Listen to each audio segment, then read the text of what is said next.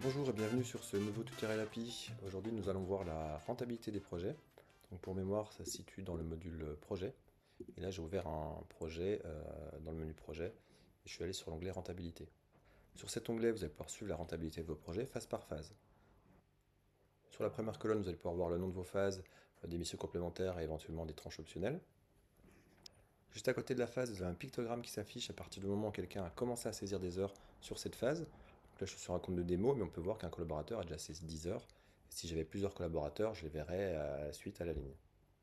On peut constater qu'effectivement, pro, il n'y a personne qui a encore saisi des heures sur la phase pro. D'ailleurs, on le voit ici, il n'y a aucune production qui a été renseignée, aucun honoraire consommé.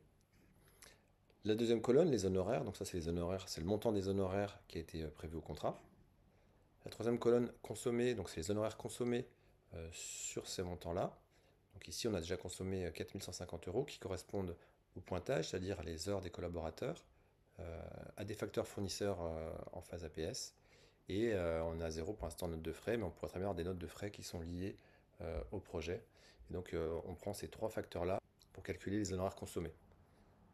Et donc on a une barre de progression qui le matérialise. C'est-à-dire qu'ici, par exemple, sur 100% d'honoraires, j'en ai déjà consommé 41,5%. On voit bien que 4150 euros, c'est 41,5% de 10 000. Et la barre juste en dessous, c'est la barre de progression de la production. Pour mémoire, ça se passe ici. Vous pouvez indiquer par exemple qu'en phase APS, vous en êtes à 50% de progression, ou 40 par exemple.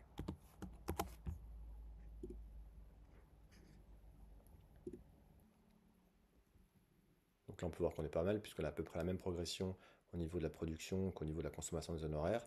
Si ma production était à 80%, mes honoraires étaient encore à 40%, ce serait une situation idéale. Et inversement, quand on commence à avoir beaucoup d'honoraires consommés et une production qui n'avance pas, c'est le signal d'alerte, et là, il faut en discuter avec le chef de projet.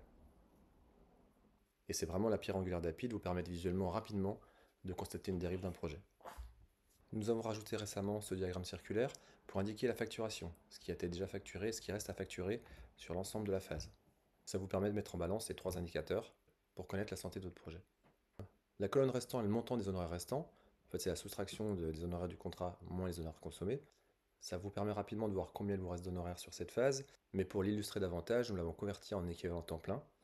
C'est-à-dire que cette colonne-là vous indique qu'il vous reste 8 jours en équivalent temps plein sur la phase APS. Ces 8 jours correspondent à ces 5 850 euros qui ont été divisés par le coût journalier moyen de tous les collaborateurs qui travaillent sur ce projet. Et enfin, le déboursé sec. Le déboursé sec, c'est le prix de revient en fait. C'est-à-dire qu'aujourd'hui, la consommation des honoraires est basée sur le taux journalier facturé, alors que le coût de revient, le déboursé sec, est basé sur le coût journalier moyen de vos collaborateurs. Donc quand ce montant-là arrive à zéro, je n'ai plus de marge. D'ailleurs, la marge est calculée ici en temps réel. Et dès qu'il est inférieur à zéro, il va passer en rouge. Et là, il y a un problème. On est en train de perdre de l'argent sur ce projet, qui peut des fois être compensé par d'autres phases. Il est très fréquent d'ailleurs que les phases esquisses ou les phases concours soient déficitaires et soient rattrapées ensuite par d'autres phases ou par d'autres projets. C'est d'ailleurs tout l'intérêt d'API, c'est que là, vous avez une vue en fait qui vous résume le projet. Mais vous pouvez aller dans synthèse de projet. Et là, vous allez pouvoir voir tous les projets de votre agence et voir l'avancement général du projet, mais également voir en détail, phase par phase, le suivi de la rentabilité. D'ailleurs, on peut constater que le projet Urbalaz est globalement déficitaire.